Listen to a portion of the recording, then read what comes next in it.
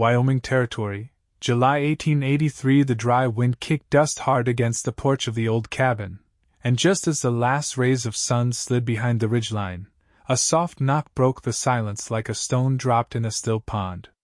Vance Prescott had not expected anyone. Folks knew better than to come this far west of Laramie without a reason.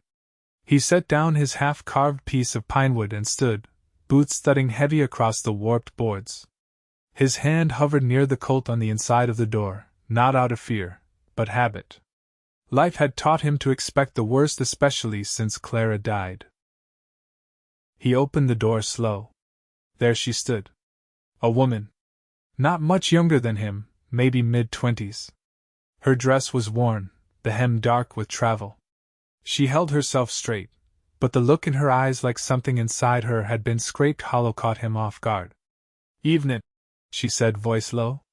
"I need work. I can clean, cook. I will earn my keep." Vance blinked. She was not from nearby. No one local had that kind of desperate pride in their voice. "You lost?" "No." She lifted her chin, a strand of brown hair curling across her cheek. "Name's Lorie Calder. I came from Kansas. My brother died last month. I had nowhere else to go." Vance leaned against the doorframe. "And you chose here?" "I heard from a trader in Cheyenne that you might take in help. I do not want charity. Just a roof and a way to get by." He studied her face. Dust clung to her lashes. Her boots had holes. But her hands were steady. Still, something in him bristled. He had locked the door to his heart a long time ago, buried the key with Clara and their baby girl on the hill behind the barn. "I do not take people in," he said flat. A silence stretched between them. "I figured that," Lorie said, and turned. But then he saw it, a boy, no older than 8, standing behind her near the corral fence. And a little girl, maybe 4, clinging to Lorie's skirt. They had not said a word. Just watched, dusty, bone-thin, and quiet as church pews. "They yours?" Vance asked, something hard catching in his throat. "No," Lorie said, glancing back at them. "My sister's. She passed last winter. Their father left years ago. I have been raising them since." The boy stepped forward, eyes wary. "I am Amos. This is Annie."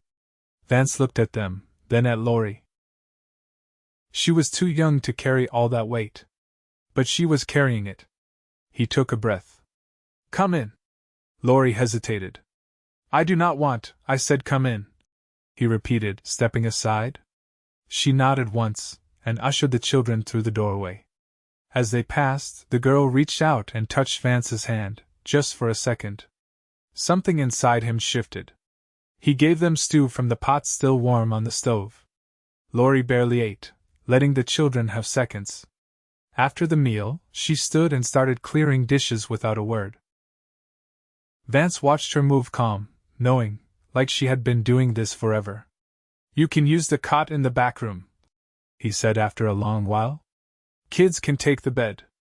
I will sleep out here." She looked at him, eyes softening just a little. "Thank you." He nodded, then turned to stoke the fire. He did not want to feel anything. But her knock was still ringing in his chest. Days passed fast. Lorie took over the kitchen and swept every corner of the cabin. She patched his shirts without asking. Amos followed Vance around like a shadow, asking about horses and fence lines.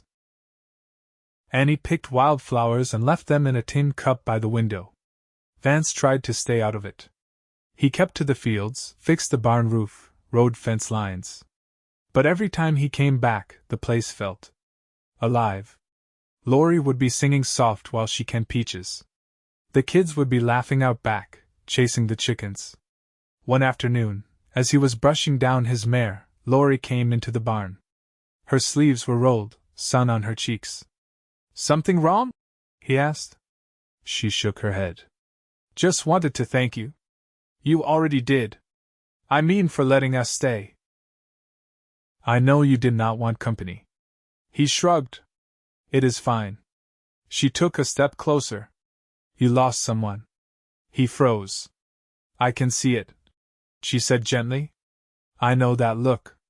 Like something's always pressing on your chest. Vance stared at the saddle. Wife. Daughter. Long time ago. Lorie did not say sorry.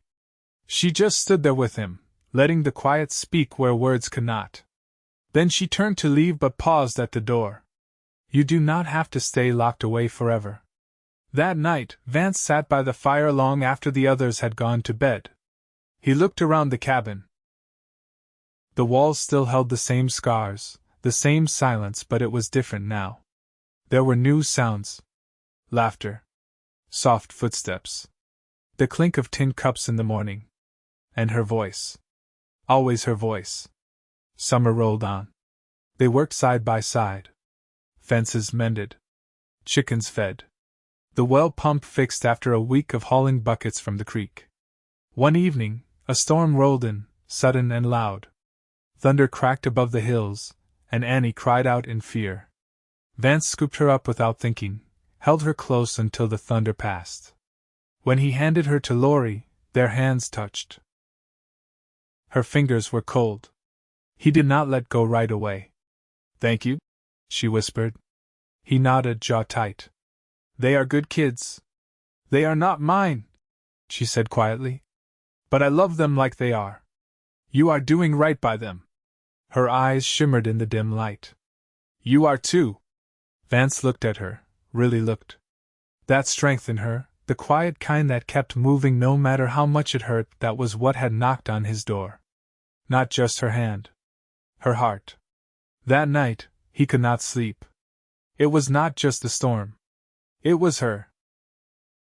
One morning, just before dawn, Vance found Lorie out by the barn, staring at the hills. Something wrong? He asked.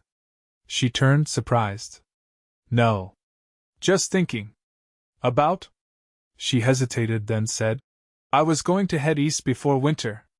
Try to find work in Denver. The words hit him square in the chest. Oh, he said.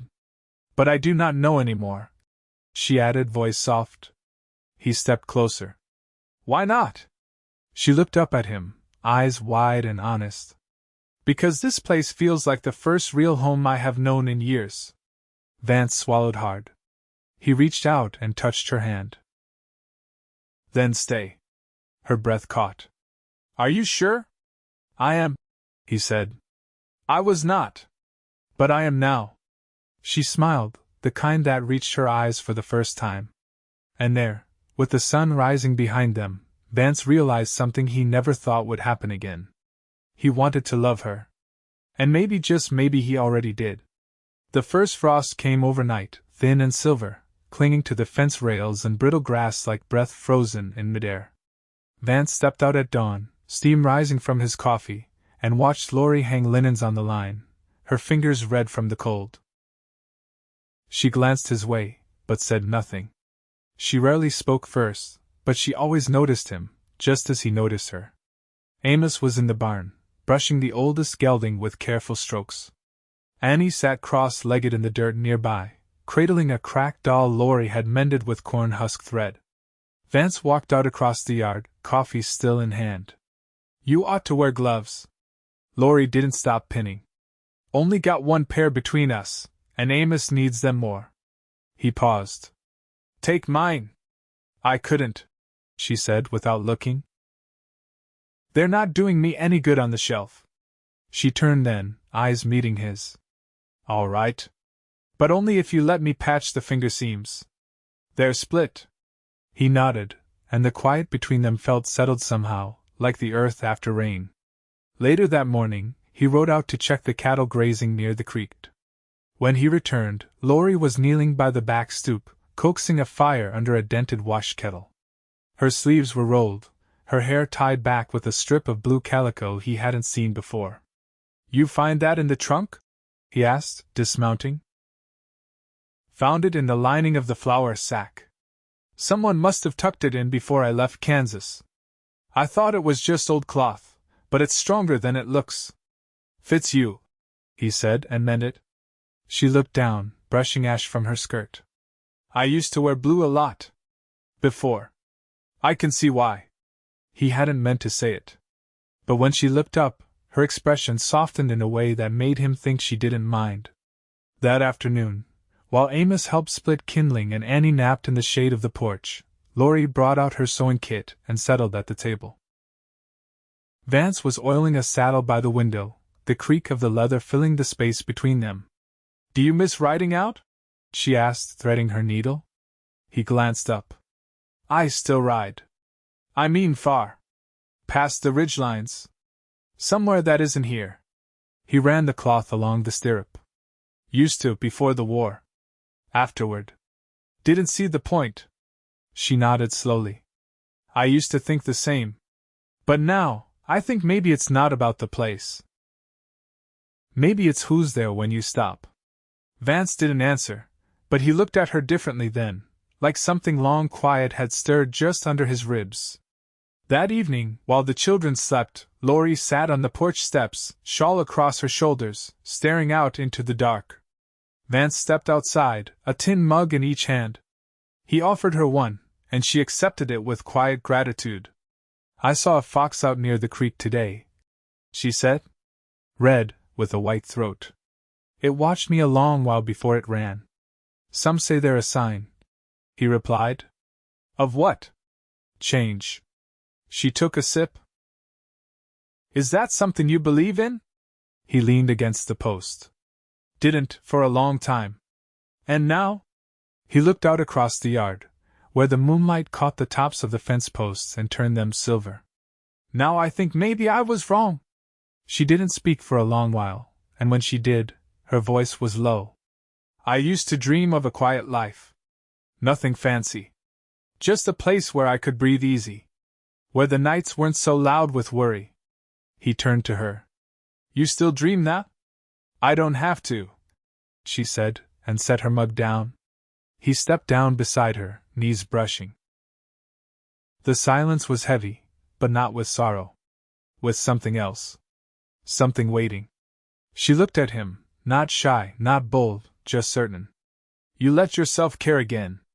He didn't deny it. "And I think I have too," she added, voice barely above a whisper. He took her hand, slow, letting her pull away if she wanted. She didn't. "I don't know much anymore," he said. "But I know I want you here. With me." Her fingers tightened around his. "Then I'll stay. Not just for the children. For you." The wind shifted, carrying the smell of wood smoke and cedar. Vance felt her shoulder rest against his, light as breath. And for the first time in years, he didn't feel alone. The cold deepened by degrees, slow and certain, until the ground held frost past noon and the horse's breath hung in the air like smoke. Vance had added a second layer of wool to the children's bedding and boarded up the north-facing windows with scrap wood to keep the wind out. He worked longer hours, though the days shortened, his body carrying the familiar weight of winter prep. But something in him had shifted. He didn't move through the tasks alone anymore. Lorie stood at the stove one morning, stirring cornmeal into a bubbling pot. Her braid was damp from washing, tucked neat beneath a kerchief. Vance poured coffee near the hearth, watching her back as she moved with quiet efficiency. "You ever work land before?" he asked. She glanced over her shoulder.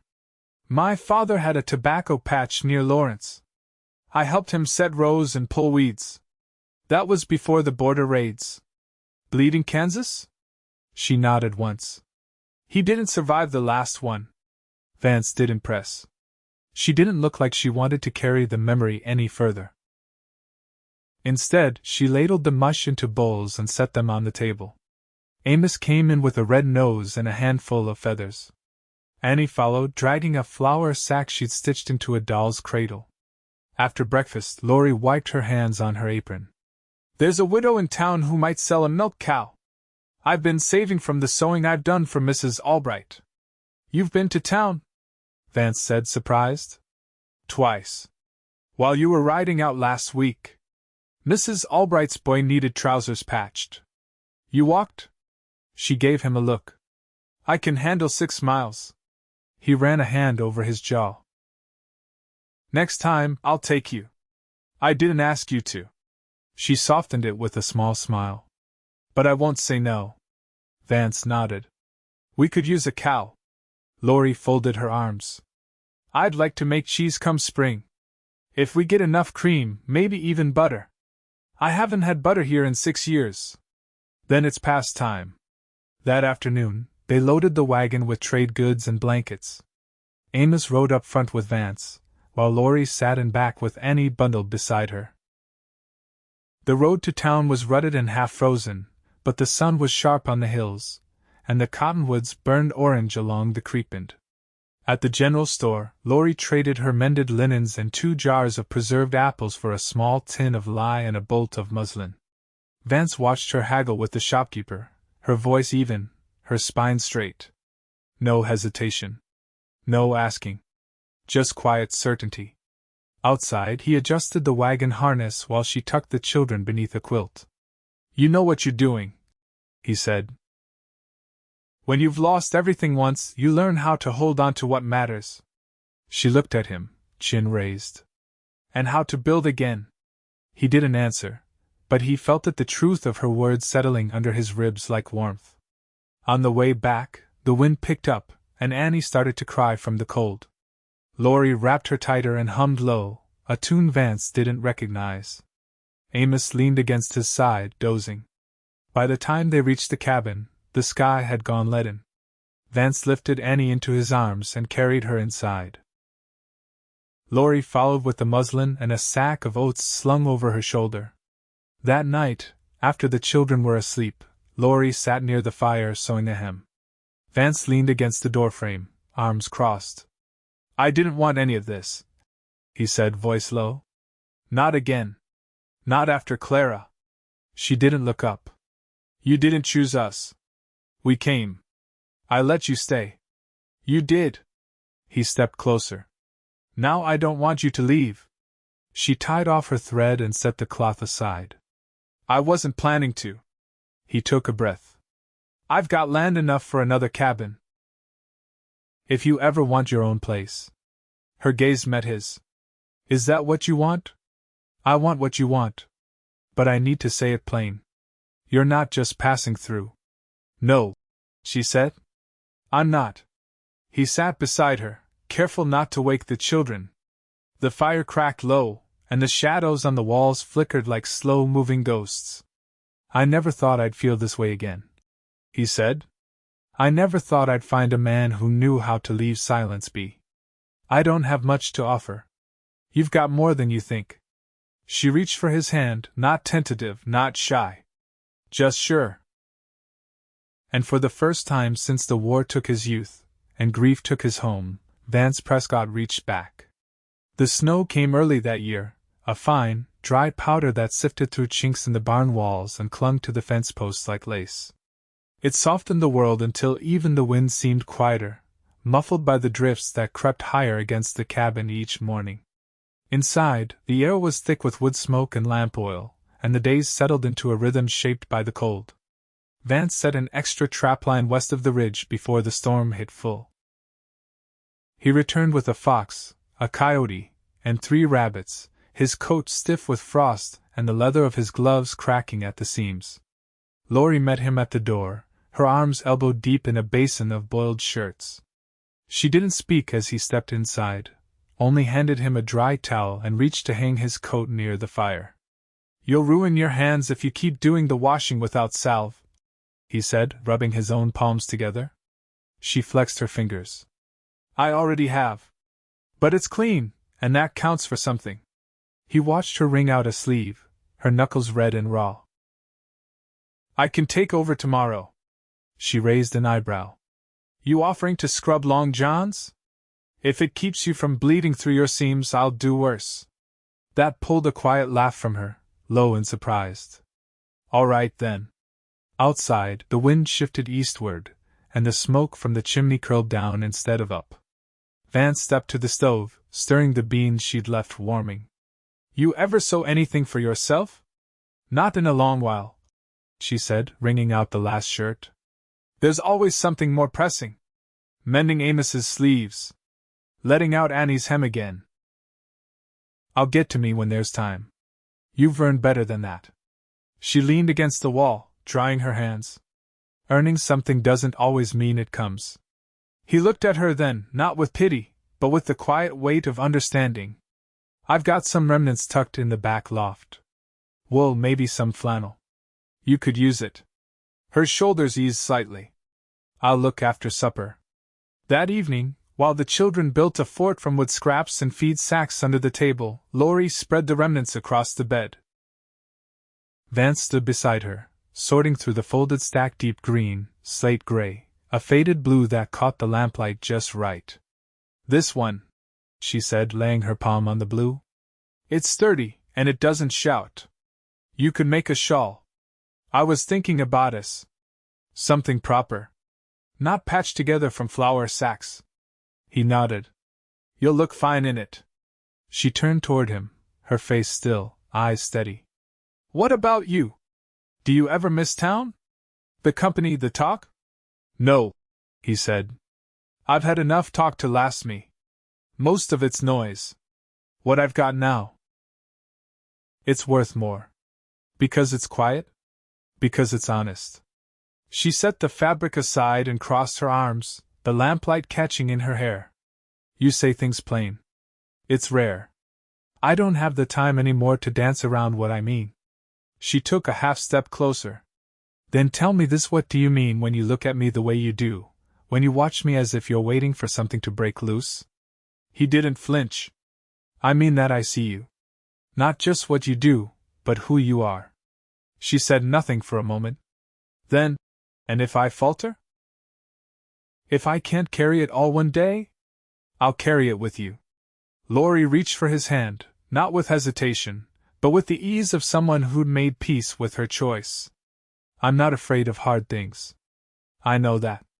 But I am afraid of giving too much and being left with nothing. He moved closer. Then you and I are the same. She let out a breath, slow and measured. Then maybe we can stop being afraid. The fire popped in the hearth, and from beneath the table, Annie's voice drifted up, singing a lullaby Lorie had taught her. It was off-key and sweet, and it wrapped around them like a thread. Vance lifted Lorie's hand to his chest, his voice low. You belong here. Not because I need keeping, but because my life is better with you in it. She pressed her forehead against his. I've been waiting to hear that for longer than I realized. Outside, the snow fell heavier, blanketing the yard, the barn, the world beyond. But inside, with her hand still in his, Vance no longer felt the weight of winter pressing in. He only felt the warmth of what they had begun. By late January, the woodpile had dwindled to half, and the cows Vance had bartered for with Lorie's sewing money were restless in the lean-to, lowing in the night like they felt spring aching beneath the frost. The days were longer now by minutes, not hours, but the change was real. Vance had begun to feel it in his limbs, how the cabin no longer pressed in around him, how he breathed deeper when he turned toward the porch and saw her there. Lorie had taken to rising before the children, kneading bread with her back to the window, her silhouette long and still in the morning light. Vance would often sit in the corner chair and watch her without speaking. She never asked him to, but she always left the second cup full. One morning, while Amos gathered kindling and Annie sat tracing shapes in spilled flour, Lorie folded a letter she'd been writing with careful strokes of ink. She sealed it with wax from the candle stub and set it aside. Kin? Vance asked, watching her movements. Just a woman I knew back in Kansas. She taught me to read. I never told her what happened after I left, and I think it's time. He nodded. You want to send it with the next supply wagon? I do. But more than that, I want her to know I'm not lost. Vance leaned forward, elbows on his knees. You think about the past much? Not in a way that holds me. But it shaped me. I can't pretend it didn't. He looked at the fire for a long moment. Sometimes I wonder if I'd have turned out different if things hadn't gone the way they did. You'd still be steady, she said. But you might not have learned how to listen. He met her eyes. You taught me that. I just made room for it. That afternoon, while the children played with scraps of yarn and old tin buttons by the hearth, Vance took Lorie out to the far fence line. The snow was thinner across the ridge, and the frozen creek shimmered under the low sun. He carried a small oilskin bundle in one hand, his coat collar turned up against the wind. When they reached the cedar where he'd once buried tools after the war, he knelt and cleared the snow with his glove. From the bundle, he pulled a ring plain silver, slightly worn, but clean and whole. Lorie stared at it, her lips parted. "I had it made before Clara passed," he said. "Didn't have a reason to give it to anyone else. Until now." She didn't speak, but her hand went to her chest. "I don't want to just share a roof," he said. "I want to share a life. With you. With them." She stepped forward, the snow crunching beneath her boots. "You're sure?" "There's nothing I've been more sure of." Her eyes filled, but she didn't cry. She reached for his hand and held it steady as he slid the ring onto her finger. It fit without force, like it had been waiting. They stood there together as the wind settled and a hawk circled above, silent against the wide blue sky. That night, Amos asked if they'd stay on the ranch forever. "If we're lucky," Lorie said, resting her palm on his back. "And if the land lets us," Vance added. In February, the preacher came from Laramie in a borrowed sleigh, and the children scattered pine needles across the packed snow while Vance and Lorie stood beneath the porch beam, hands joined. Lorie wore the bodice she'd stitched from the old blue wool, and Vance had shaved for the first time in weeks. Annie held Lorie's other hand like it anchored her, and Amos stood by Vance's side, straight-backed and proud. The vows were spoken without flourish. No one wept. But when it was done, Lorie leaned into Vance like she'd found her place at last, and he wrapped an arm around her waist, holding her like the world had steadied. They built a second room onto the cabin in spring, not because Lorie asked, but because Vance wanted space for what they'd become. She planted kitchen herbs near the porch, and Amos helped her string wire for peas. Annie named the new calf after a character from the storybook Lorie read aloud at dusk. By summer, the earth had softened and greened, and Lorie's laughter carried across the field when Vance lifted her from the wagon bed after market. He kissed her then, right there in the yard, while the children giggled and the chickens scattered. They slept easy most nights, the kind of sleep that comes when a heart stops waiting for the other shoe to fall. Years passed, marked by birthdays and harvests, by new coats sewn from old remnants, by the way Vance's hand always found Lorie's in the dark. They never spoke of what could have been, only of what was, and what would be. Their love wasn't loud. It didn't need to be. It was in the way Vance left half his coffee in the pot each morning, knowing she'd come to it next. In the way Lorie folded his shirts with the seams facing out, just how he liked. In the way they moved through each day not as halves, but as something whole. And when their hair silvered and the children grown, they still sat at the hearth each evening, the silence between them as warm as the fire. Because sometimes, the hardest won peace is the kind that lasts. And theirs did. Always.